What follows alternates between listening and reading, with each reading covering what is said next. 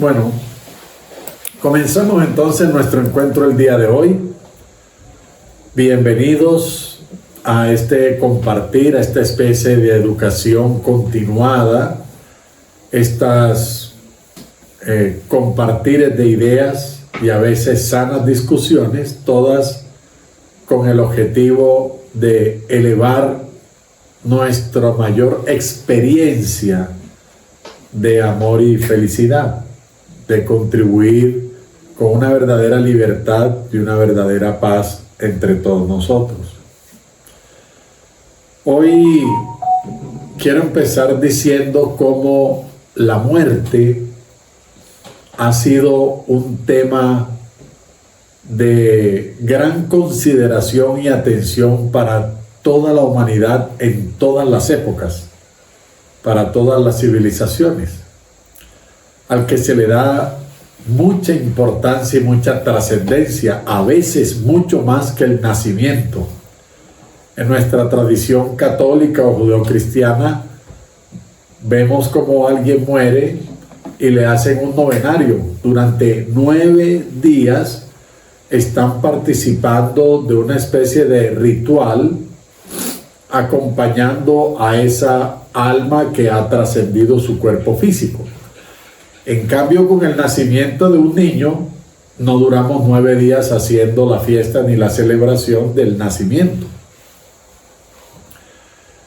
En muchas tradiciones orientales, toda la ceremonia desde el momento de la muerte, luego si lo incineran o lo dejan flotar en una barcaza a lo largo del río, los mantras, las oraciones, las meditaciones pueden llegar a durar hasta 49 días. Todo el proceso luctuorio. Se han escrito libros como el libro tibetano de los muertos.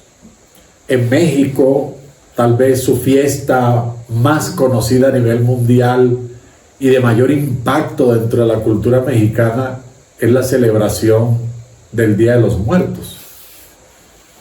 Y con un significado muy profundo, que no es solamente una fiesta o disfrazarse o vestirse o bailar. Es una tradición real. En muchas culturas la muerte sucede y nadie llora. Hacen una fiesta. Y de pronto, si es necesario que se llore, contratan a personas que se dedican a llorar, que ni siquiera son familiares ni conocidos del difunto, y se les paga para que lloren. Se llaman plañideras, y ellas lloran porque les pagan. Son como actrices que las contratan para eso. Mientras que, por el contrario, también en muchas culturas, cuando alguien nace, la gente llora, se entristece y hace una especie de duelo y de ritual de tristeza porque alguien nació, significando que viene a tener experiencias por mucho sufrientes, dolorosas, complicadas. Y claro, eso es por falta de entendimiento de ambos procesos, tanto lo que llamamos la vida, que es esta experiencia encarnada, que no es la vida, es solo una etapa de la vida, y lo que llamamos la muerte, que es la cesación de las funciones físicas del cuerpo, que no es la muerte, pero pues que así hemos determinado por acuerdo llamarlos. Entonces yo quiero hoy dedicar unas palabras a lo que realmente es la muerte desde el punto de vista espiritual. ¿En qué consiste ese fenómeno o esa experiencia? Quiero empezar primero hablando de un dios griego, el dios Tánatos, que es el dios de la muerte. Pero Tánatos tiene una característica, y es que las muertes acompañadas por Tánatos son suaves. Nunca es una muerte traumática, ni por accidente, ni por homicidios, ni en una guerra. No ocurre por enfermedades calamitosas, no ocurre por hambre, no hay sufrimiento de ninguna clase en la muerte asistida por Tánatos. De hecho, el nombre Tánatos significa muerte suave o muerte dulce. Simplemente Tánatos toca delicadamente la frente de la persona donde esa alma habita y va a desprenderse del cuerpo, y el individuo entra en un sueño muy delicado. Es como si se durmiera, pero pues es tal profundidad del sueño que no va a volver a despertar. Tánatos, dice la tradición de la mitología griega, que es hijo de Nix. Nix es la noche, la diosa de la noche.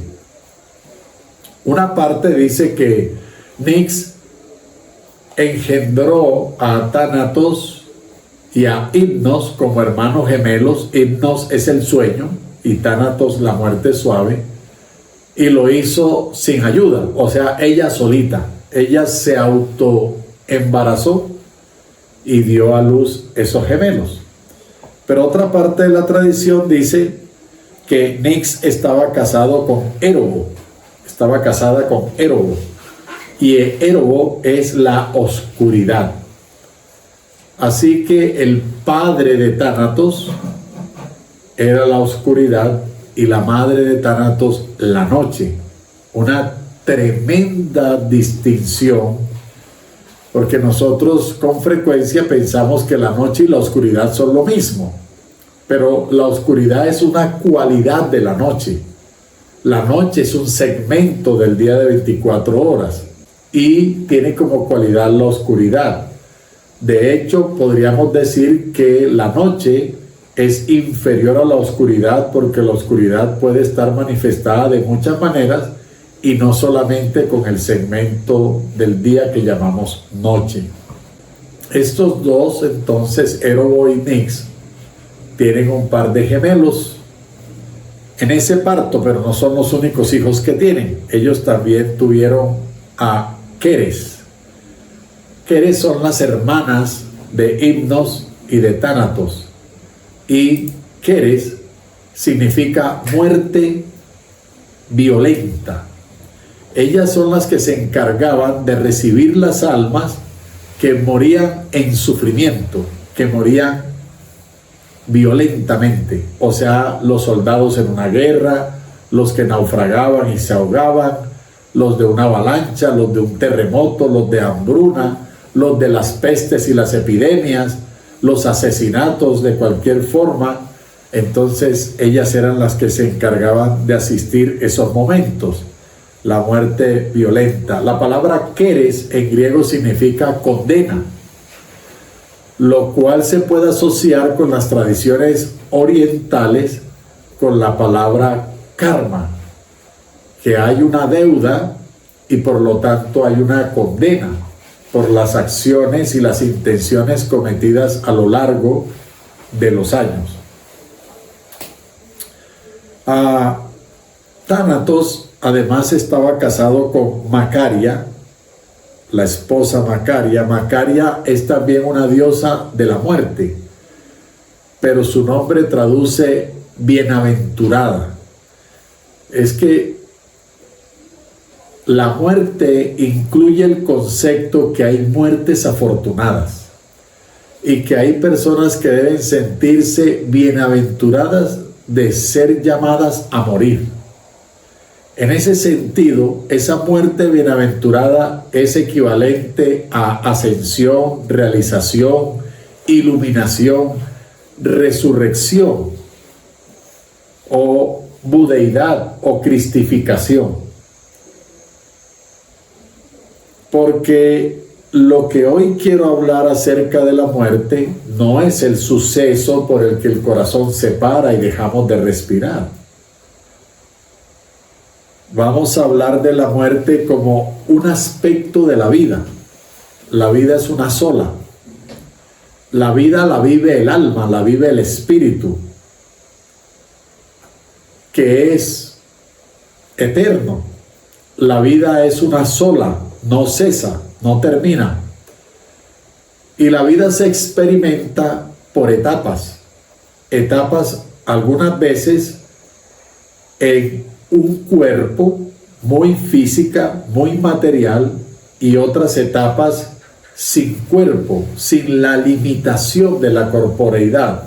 Se vive solamente como cuerpo de luz, como espíritu. Y ambas etapas son necesarias, y no es una etapa en un cuerpo y una sola etapa sin cuerpo, sino que es un continuo, como una figura en forma de 8, como el símbolo de infinito, entradas y salidas, entradas y salidas.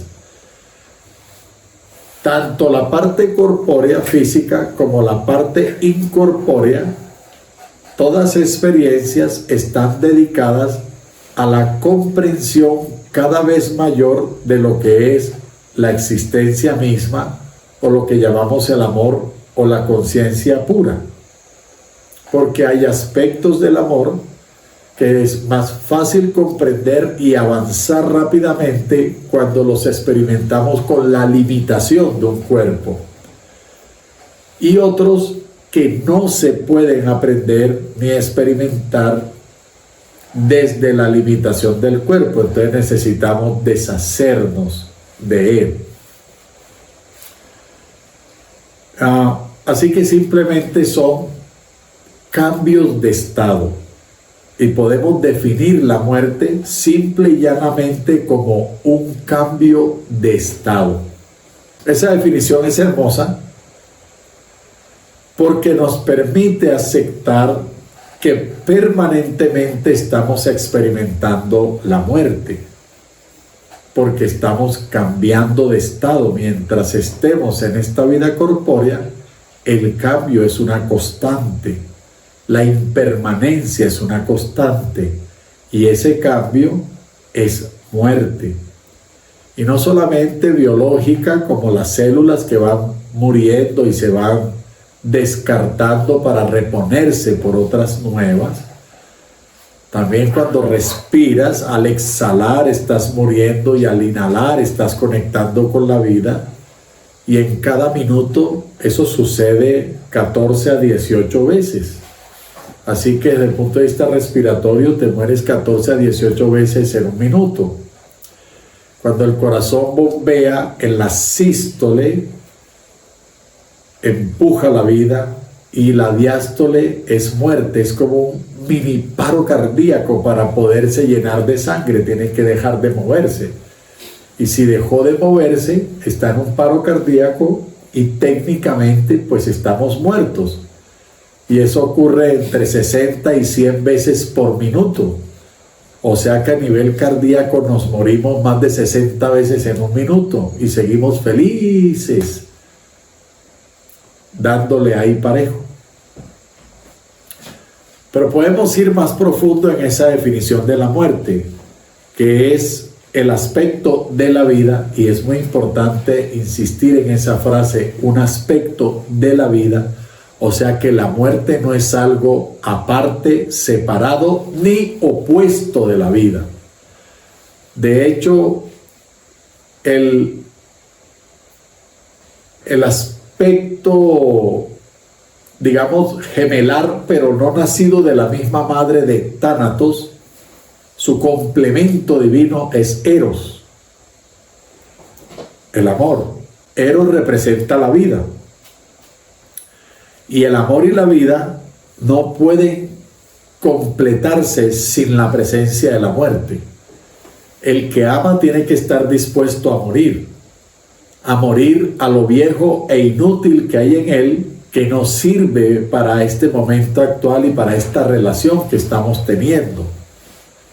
Por ejemplo, si yo vengo de una casa donde estaba acostumbrado a que me seco con la toalla después de ducharme, y tiro la toalla encima de la cama o la dejo en el piso, húmeda, no la extiendo para que se oree.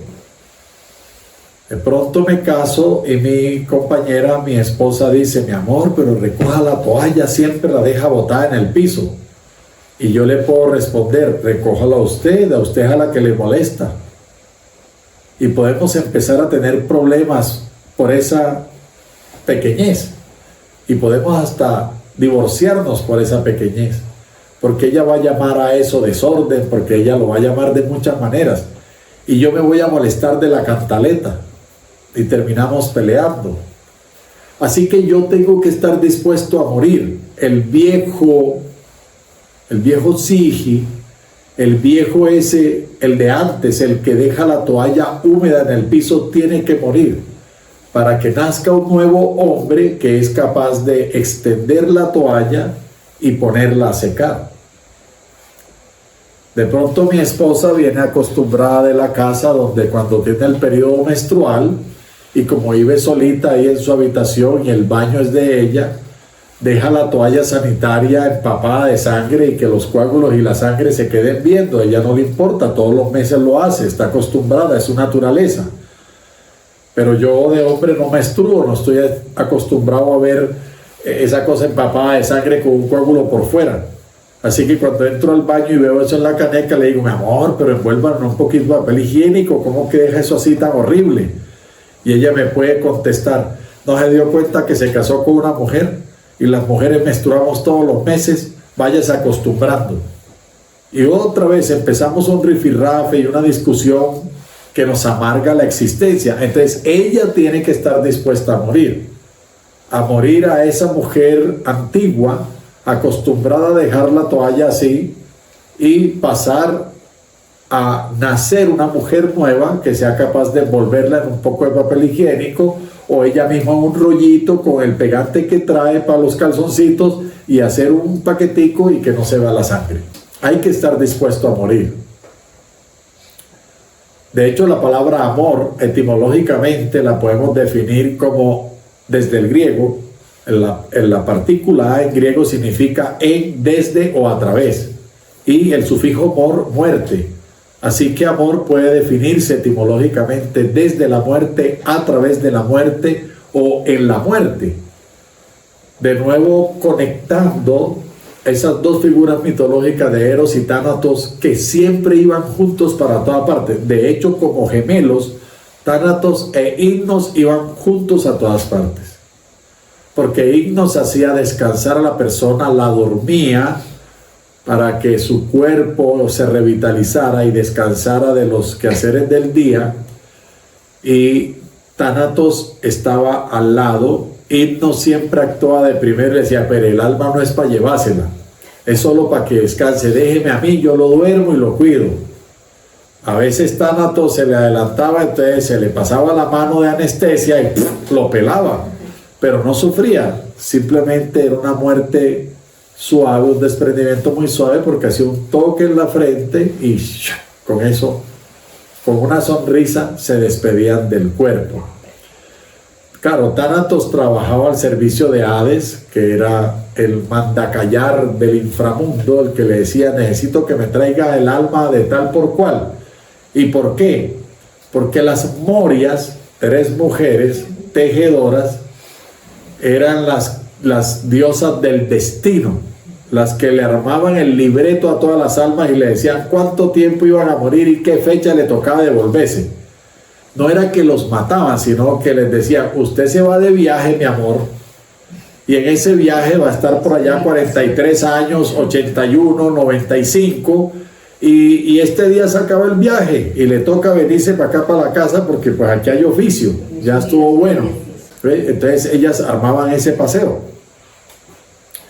Y le pasaban el reporte al Hades y el Hades le decía a Tánatos, vaya y me le recuerda que ya se acabó el paseíto, que se le acabó el tiquete, el boleto y que es hora de regresar. Todo era muy amoroso.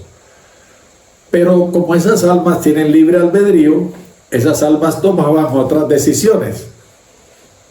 Entonces decía, yo desprecio la vida y desprecio la felicidad y desprecio la salud, entonces me voy para la guerra y me voy a dar espada y flecha y lanzazos y ondas con todo el que se aparezca y nos vamos a matar los unos a los otros.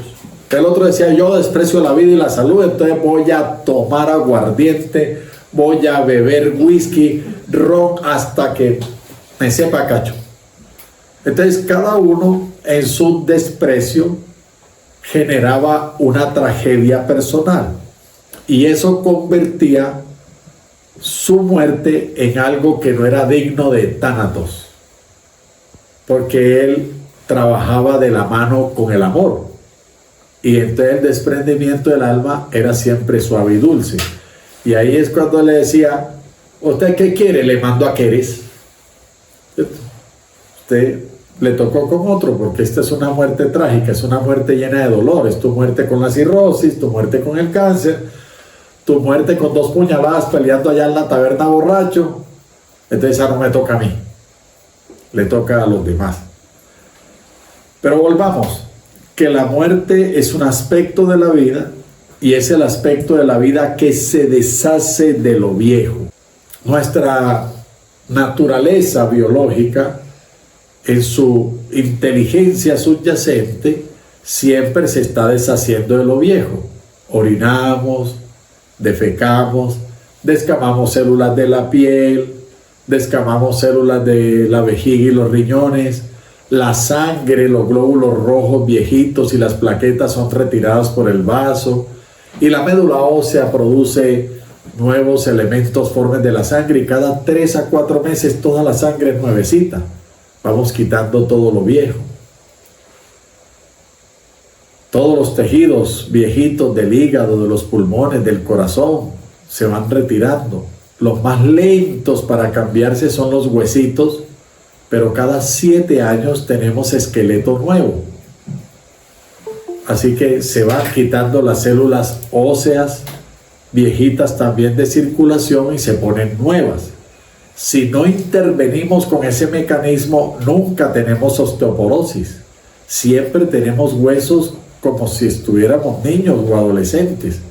Lo que pasa es que intervenimos, fumamos, tomamos alcohol, el azúcar, los excesos de cafeína, todo eso bloquea el calcio en los huesos.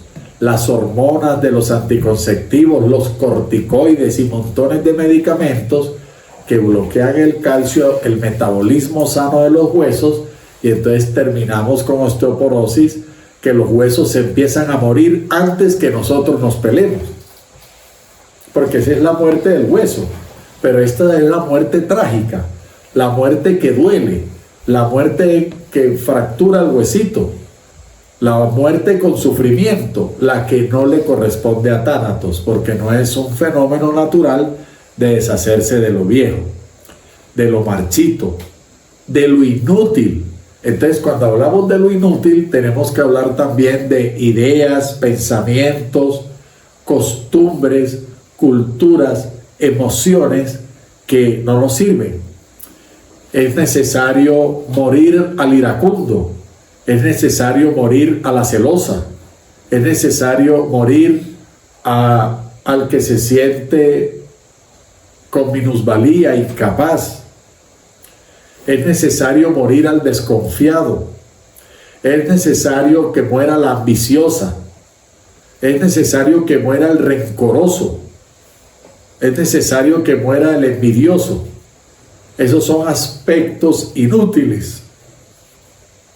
Aspectos sufrientes. Tenemos que morir al sufrimiento. Entonces, el que sufre porque no tiene dinero o porque tiene mucho. El que sufre porque tiene vivienda propia o su vivienda es de arriendo. El que sufre porque tiene vehículo o no tiene.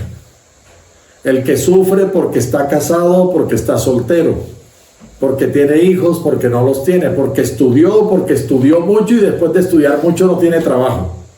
O tiene trabajo, pero el trabajo no está a la altura de todo lo que estudió, porque quedó sobrecalificado para el trabajo que tiene. Entonces, es necesario atravesar por la muerte. La muerte es una especie de iniciación. Y significa iniciación porque nos da un nuevo comienzo. Todos los días tenemos que vivir en la alegría de morir. Si analizas por un instante, ¿cuándo empiezas a morir? Yo a veces le digo a la persona, a alguien le pregunto, ¿cuándo quieres empezar a morirte? Y todos me dicen, no, pues por allá como a los 90 años, todos lo ponen bien lejos, bien lejos. como a los 90 años, porque tienen miedo a la muerte, un fenómeno con el que han estado viviendo. Y yo les vuelvo a preguntar, de verdad, ¿a qué edad crees que vas a empezar a morirte? Y todos dicen, bueno, si me cuido un poquito más a los 87. Entonces le digo, mira, tú no te has dado cuenta que el día que naciste, ese día empezó la cuenta regresiva.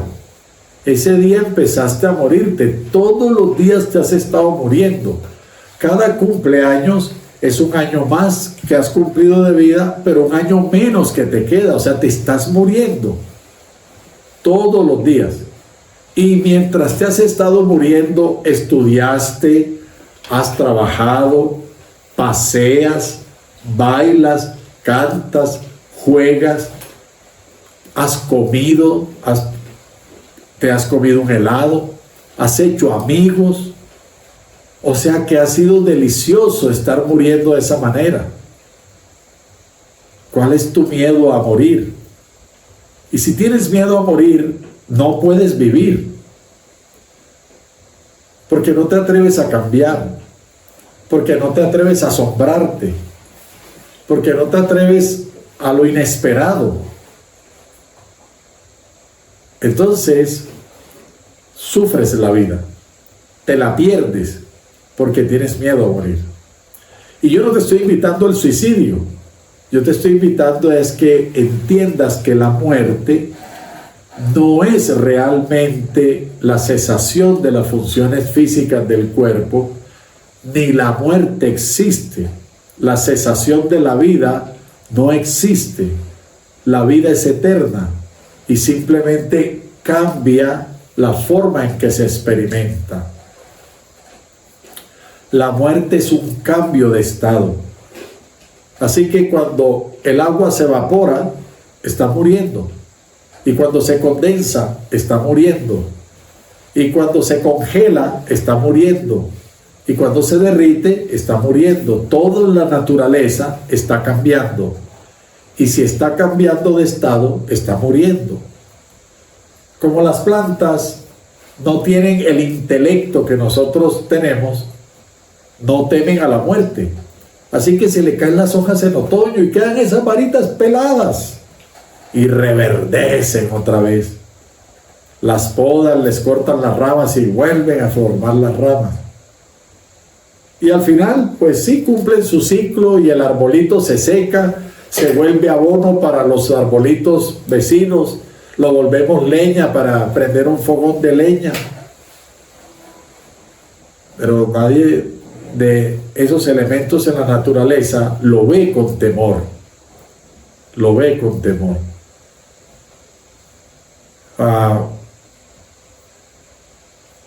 Thanatos no infundía temor. Su aspecto es divino, es de Dios.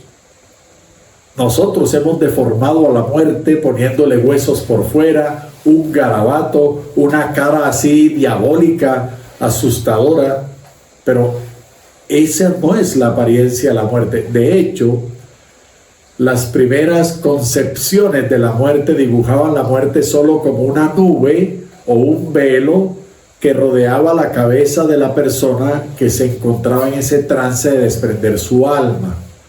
Era una nube protectora, como si fuera un éter, una anestesia que lo ayudara en el trance.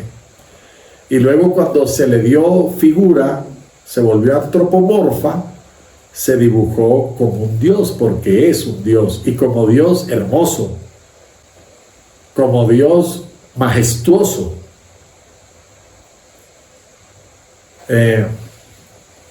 Fue el duelo, luego nuestra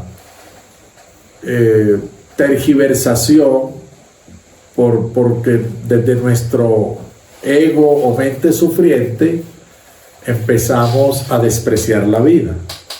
Y por eso nos hicimos enfermedades, nos hicimos guerras, nos hicimos pobrezas, nos hicimos pestes, nos hicimos luchas innecesarias y empezamos a temernos a nosotros mismos, pero proyectamos ese temor de lo que estábamos siendo capaces de hacernos, de despreciar la vida y la existencia, en un ser mitológico que ya existía, que era la muerte, pero le empezamos a deformar, así como nosotros habíamos deformado nuestra experiencia de vida.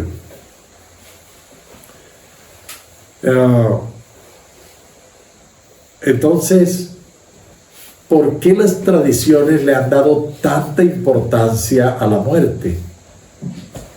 Y cómo en los elementos tribales y ancestrales, cuando se acercaba el momento, cuando se intuía, porque estábamos viejitos, porque ya habíamos cumplido con nuestra misión y habíamos desarrollado nuestro ser interno, se empezaban a preparar desde antes de que llegara ese suceso de la separación del alma del cuerpo, y se preparaban con alegría, con gusto, nadie lloraba, no se sufría por eso, se aceptaba simplemente como el desenlace de ya cumplí este penso y voy a una nueva etapa.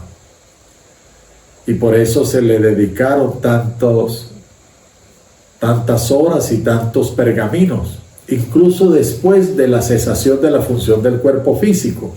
Por eso muchas culturas embalsamaban, momificaban los cuerpos, agregaban al cuerpo en su tumba o en su casa funeral comidas, joyas e incluso animales y personas que lo acompañaran, que se ofrecieran voluntariamente a acompañarla en esa otra etapa del viaje.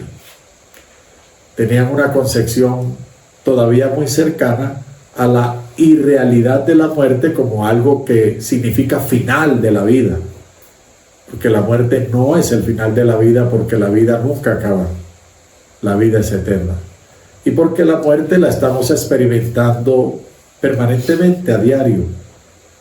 Debemos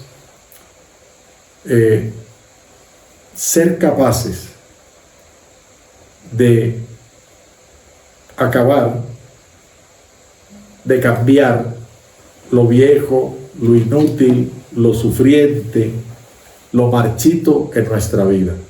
Debemos ser capaces de no enfrentar, sino afrontar la muerte, y la muerte como cambio,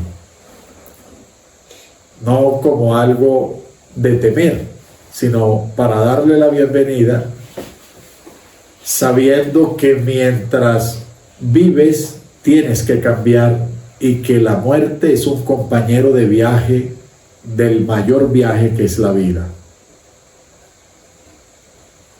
Tienes que desmitificarla desde el lado del miedo y darle la bienvenida, como digo, no buscando el suicidio ni despreciando la vida, sino como un buen compañero de viaje que te permite todos los cambios que sean necesarios para ser tu mejor versión, para ser cada día más y mejor persona. Sin la muerte, por ejemplo, no puedes curarte. La enfermedad tiene que morir, los malos hábitos tienen que morir, los hábitos tóxicos tienen que morir. Y entonces la curación sucede porque la enfermedad murió. Bien, voy a parar aquí para recibir preguntas o comentarios en aras de este entendimiento y de que empecemos a tener más coraje y más alegría por vivir mientras morimos.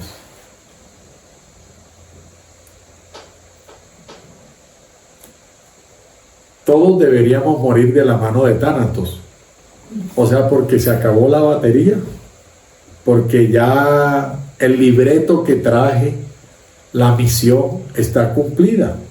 Entonces ahora voy por una nueva misión. Voy a experimentar mi vida desde el cuerpo etérico, desde la luz, desde la incorporeidad, y me preparo para una nueva misión corpórea. Todos debemos morir con una sonrisa, Todos debemos morir diciendo gracias. Todos debemos morir diciendo ha estado delicioso, nos volveremos a ver.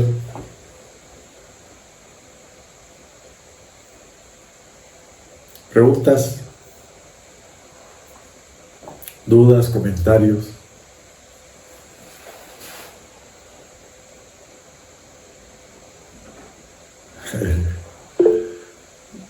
Marina, por favor, te escuchamos. Pues quería comentar que has dado una forma muy natural sobre lo que es la muerte, porque estamos llenos de miedo. Todos tenemos esa ansiedad que nos lleva a la muerte, ¿no? Sí, es que muchas tradiciones nos hicieron pensar en la muerte como un castigo. Exacto. Y de hecho, culturalmente usamos la muerte como castigo. Muchos países tienen la pena de muerte para los asesinos, los violadores, etc. Entonces seguimos cultivando la idea de que la muerte es un castigo. Y si no me lo da la ley, la sociedad, me lo da Dios. Y Dios me castiga matándome.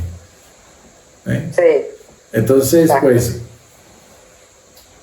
y muchas otras cosas asociadas cultural, religiosamente, que son falsas y que tenemos hoy que cuestionar, confrontar y decir, no, por ahí no es. Eso ha estado mal entendido y debemos entonces darle un nuevo entendimiento, salir de toda esta intimidación y poder tener una vida más plena, más satisfactoria, ausente de temores.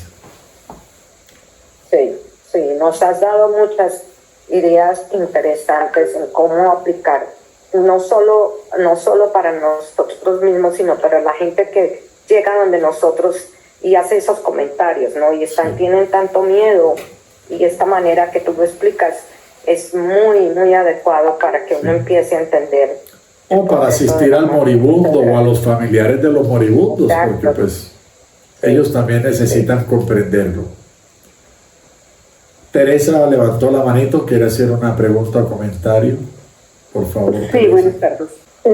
Creo que no temo morir, porque ya tengo mi edad y ya también sé que, bueno, ya tengo más entendido de lo de la muerte.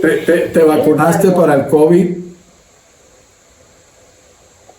Sí, tuve dos vacunas. O sea que sí tienes miedo a morir. Esas son las defensas que usamos contra la muerte, ¿cierto? Y muchas otras cosas. Porque hasta que no nos curemos del miedo a la muerte, que hay que curarse del miedo a la muerte, y cuando uno se cura del miedo a la muerte, se ilumina.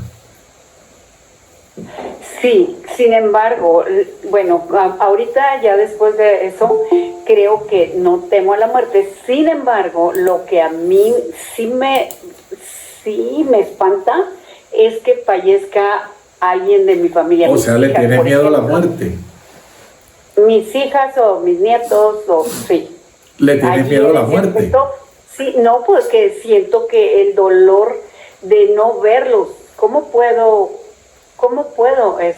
procesar eso? Bueno, algo así. Seguramente tendremos que dar una segunda parte para mostrar que la muerte es una ilusión, no existe, y que nadie puede morir.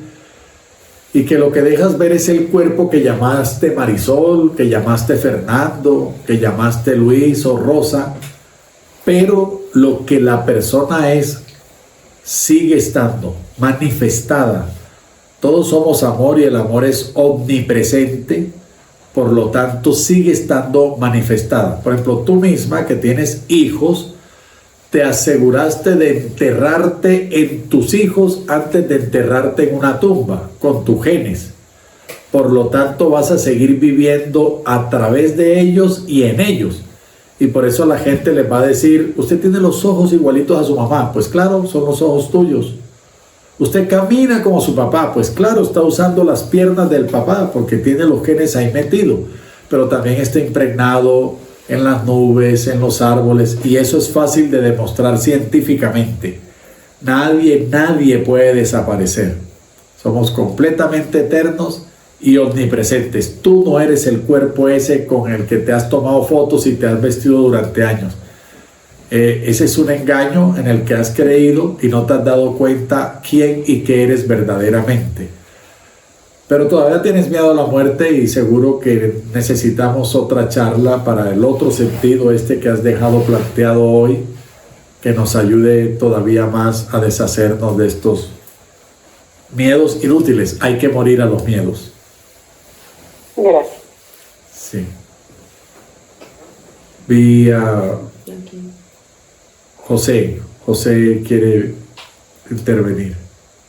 Bueno, soy su esposa de José. Sí. Soy su esposa de José. Por favor. Mi pregunta es, pues si ya, por ejemplo, mi papá tiene un mes que falleció y me comentaba un maestro que si quería yo, pues comunicarme con él. O sea que no está muerto, ¿cierto? Porque los muertos no hablan. Entonces, si tú vas a hablar con su espíritu, significa que él está vivo. Eso es lo que él es. Ajá. Sí, es lo que me decía esta persona, pero mi pregunta ¿es bueno o no es bueno comunicarse con ellos? ¿Para qué quieres comunicarte con él? ¿Por los 40 años en que no te comunicaste mientras lo tuviste en un cuerpo? Pues no sé ni por qué, simple y sencillamente me dijo. Entonces no moleste, es que lo que yo quiero decir no es solo por esto. La mayoría de la gente hace cosas que ni siquiera sabe por qué carajo las quiere hacer o las está haciendo, y por eso es que sufre, porque se mueve en la falta de conciencia. Entonces solo haz aquella cosa que sepas realmente por qué la quieres hacer y qué quieres hacer. Deja el automatismo, deja la programación, dejemos la bobada. Y el otro dice, a ver, ¿tú por qué tomas todos los sábados? ¿Por qué se volvió una religión tomar alcohol todos los sábados? No, pues para estar con los amigos. Ni siquiera sabes por qué estás tomando. Y haces unas cosas tan ridículas. Sí. Sí, entonces, nada. Si no sabe para qué va a hacer eso, no lo haga. ¿Y qué tan cierto es que ellos necesitan luz física? O sea, yo le prendo una veladora. Nosotros necesitamos luz, ellos son luz. Ahora, las personas que han muerto en sufrimiento, mientras más sufrimiento alguien tiene, más lejos de su propia luz ha vivido. Ha vivido negando la luz que él es, negando el amor que es, negando la sabiduría que es. Entonces necesitamos ayudarlo para que su próxima experiencia física sea más cercana a la luz. Y como ya no tiene la intromisión de la mente, entonces cogemos ese espíritu y le damos oraciones, mantras, velas, cantos. Bueno, hay montones de cosas, ¿sí? Y entonces así avivamos su luz y lo ayudamos a darse cuenta que él es siempre luz y que eso no cambia. Entonces sí, por eso es que existen todos estos rituales de acompañamiento de la muerte y posterior a la muerte física, para ayudar a las personas a que aviven la luz que siempre han sido. Cosa que podemos hacer antes de que se mueran. Entonces no esperemos a que la gente se muera para ir a pagarle 10 misas y aumentarle la luz. Habla con él ahora y aumentale la luz ahora. Y si no sabes cómo, mándalo con un maestro, mándalo con un ser espiritual para que le avive la luz ahora. Aviva la tuya también ahora, en este momento. Que es como tenemos que vivir. Por eso Jesús dice en los evangelios: quien camina en luz no puede entrar en oscuridad. ¿Y qué es vivir en luz? Vivir en conciencia, vivir en amor, vivir en entendimiento y sabiduría de qué es lo conveniente para cada quien. Vivir en verdad. Eso es lo que hay que hacer y hay que hacerlo ahora. Y cuando, mi papá murió, pues acostó a dormir y ya no despertó. Entonces, ahí estuvo Thanatos. Bueno, esto es una forma de llenar el tiempo. No nos importa si Thanatos existe o no. Lo que importa es su significado. Y el significado es que la muerte de toda persona debe ser algo suave, debe ser algo dulce, debe ser algo digno. Es la invitación a alejarnos de buscar morir de manera sufriente. Entonces, no nos interesa si de verdad existe o no, ni dónde vive, sino su significado metafórico. Es lo que nos interesa, la enseñanza de esto. Pude haber escogido otra tradición. Escogí la mitología griega para salirnos un poco de la tradición judeocristiana, para no hablar siempre del budismo, para no tener que coger a Krishna, para no tener que hablar de los sufíes, sino que en todas las tradiciones, y por eso empecé diciendo que todas le dan un gran significado a la muerte. Podía también usar la tradición egipcia y usar a Thoth y a todos los dioses de la muerte de Egipto, pero pues hoy me quise traer a los griegos, es simplemente para adornar este conversatorio. Lo que significa es que tu papá, con seguridad, hizo su mejor esfuerzo por vivir en luz, por ser alguien generoso, bondadoso, compasivo, alguien conciliador. Tal vez si no lo hizo los primeros años, los primeros 20 o 30, fue cambiando, fue muriendo y cambiando hasta transformarse en un ser muy lindo que entonces pudo desprenderse de su cuerpo en esa paz, en el sueño, a través de esa calma. ¿Hay alguien más que quiera decir algo? Muchas gracias, maestro. Con mucho cariño. Marina, ¿quiere volver a intervenir? ¿O fue que dejó la manito levantada? Claro, no, sí, quería decir algo porque tú mencionaste que es bobada, ¿verdad? Y entonces Aurelio Mejía, que hace regresiones allá en Colombia, dice que para la bobada no hay pomada. Así es. Cada vez que digo esto, la gente se ríe, porque de verdad que sí, para la bobada no hay pomada. Simplemente era un comentario. Sí, eso no significa que la bobada no tenga arreglo. Sí tiene arreglo. Oh, no, sí, sí, claro. Pero pues esto que estoy diciendo es porque soy un maestro, porque tenemos que invitarnos a darnos cuenta, a dejar el automático, simplemente porque la mayoría lo hace, entonces yo también lo hago. Y a mí me gusta contar una historia que seguro ha pasado en muchas casas, pero pasó en la mía de niño. Tengo una prima, Beatriz, pero éramos niños. Entonces Beatriz se acerca a su mami, a mi tía, y la ve fritando pescado en una sartén, haciendo pescado frito en una sartén. Y Beatriz le pregunta a mi tía: mami, ¿por qué para fritar el pescado hay que cortarle la cabeza y la cola? Veía que mi tía cortaba la cabeza, cortaba la cola y quedaban 3 pedazos de pescado, 3 postas. Entonces mi tía le dice: ay, no pregunte, mire que me hace quemar, mire que estoy haciendo una cosa delicada. Pero Beatriz, como niña, vuelve e insiste: mami, ¿por qué hay que cortarle la cabeza y la cola al pescado para fritarlo? Entonces mi tía se desespera y dice: ay, ya, mire, no moleste que esto es peligroso y me salta el aceite, vaya, pregúntele a su abuelita.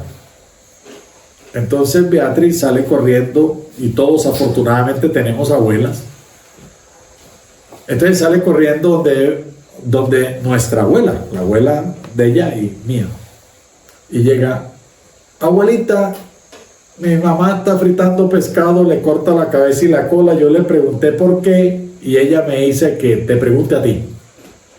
Entonces mi abuela, abuelita Beatriz también, sonríe y le dice: mi amor, en mi sartén no cabía completo.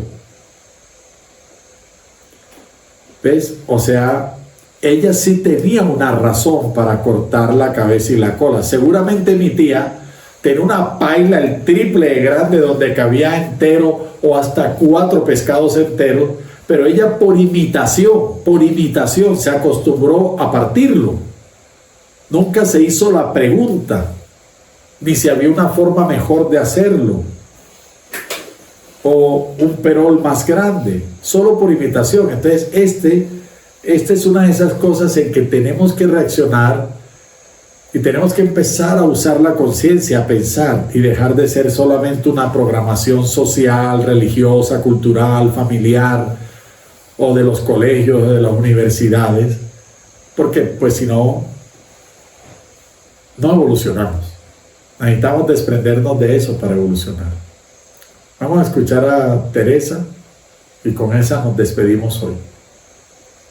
Doctor, una amiga de mi hija se suicidó la semana pasada. Ella necesitará... Condenada, está condenada. Horrible. Eso quiero saber. Si nosotros hiciéramos más oración, o como decía, meditación, rosario, lo que acostumbramos, ¿verdad?, en la religión. Indudable que hace falta oración, meditación y todo eso, pero antes de que la gente se suicide. Es que ¿qué estamos haciendo nosotros para empujar a las personas a que se suiciden? Es que las estamos empujando a que se suiciden. ¿Ves? Entonces sí, hace falta todo eso, pero no después de que se suicidan. Ojalá antes. Ahora, el alma que se suicida no la van a castigar, no va para el infierno, no va para el purgatorio, no le van a sacar las tripas, no la van a meter en una paila de aceite hirviendo, nada. Es un alma que está sufriendo y en el plano astral, así como en este plano físico hay médicos, hay abogados, hay ingenieros, hay arquitectos, hay jardineros, hay panaderos, en el plano astral también. Así que ella va a encontrar consejeros que le dicen: venga, mi amor, usted no ha entendido esto como es, venga, se lo explicamos, así asado, y la sanan allá lo que no fueron capaces de hacer los que la rodearon mientras estaba en el cuerpo físico. Pero todas esas cosas que la gente pregunta, esa de la bobada sin pomada, ay, ahora que hacemos que se suicidó, ¿por qué no hicieron eso antes de que se suicidara? No se dieron cuenta y faltó mucha meditación, faltó mucha conciencia, faltó mucha oración, faltó mucho amor antes de eso, y lo que hicimos fue empujar a las personas a ese desenlace. No nos damos cuenta que estamos empujando a las personas a que roben, a las personas a que maten, a las personas a que se suiciden. Las estamos empujando de muchas maneras. Entonces debemos empujarla en otra dirección, empujarlas hacia la bondad, hacia la justicia, hacia la libertad, hacia el amor, hacia la generosidad, hacia la solidaridad, hacia la rectitud, hacia la lealtad, hacia el honor. Y te puedo seguir nombrando. Las empujamos a que se suiciden de muchas maneras. A alguien al que lo presionamos para que trabaje y produzca y trabaje y produzca, lo estamos empujando al suicidio, y no porque se tome un veneno o se tire de un edificio. Es que se está matando con el estrés, con la presión, con el trabajo, con la competencia. Lo estamos empujando al suicidio. Toda la sociedad se empuja ella misma al suicidio a través de acortar su experiencia satisfactoria de vida y sus años de vida con la competencia, con el alcohol, con el cigarrillo, con las drogas, con los medicamentos químicos, con la alimentación antinatural, con la manipulación genética, con los transgénicos, con los pesticidas, con la contaminación ambiental. Nos estamos empujando. Tenemos que reaccionar, ¿cierto? Solo creemos que es cuando alguien le hace bullying psicológico que está empujando al otro a que se suicide, o cuando lo abandonan, o cuando lo violan. Pero los estamos vulnerando de muchas maneras, porque nos falta conciencia, entendimiento. desarrollo espiritual. Estas reuniones persiguen eso, contribuir, por lo menos que quedemos cuestionados, que quedemos movidos para que sigamos buscando construir la verdad entre todos y tener el mundo que siempre hemos anhelado, que nadie nos va a dar, que no nos lo van a traer, que lo tenemos que hacer nosotros.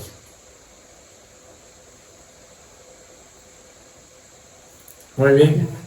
Muchas gracias. Quiero entonces recordarles que vamos a estar en abril de 2024 en México, nuevamente. Queremos ofrecer nuestros servicios gratuitamente para un número entre 200 a 300 personas en México. Y por eso es que hemos hecho una Baki. Les hemos enviado unos enlaces para que todos aquellos que quieran y puedan hacer su contribución, 5 pesos mexicanos, 10, 20 o 500, lo que puedan. El que vive en Estados Unidos, en Canadá, $5, $10, 20. El que vive en Guatemala, el que vive en El Salvador, su contribución. Entre todos, ayudémonos para que nadie tenga que pagar por nuestra atención, por nuestra enseñanza en Ciudad de México. Vamos bien. Estamos en pesos colombianos necesitando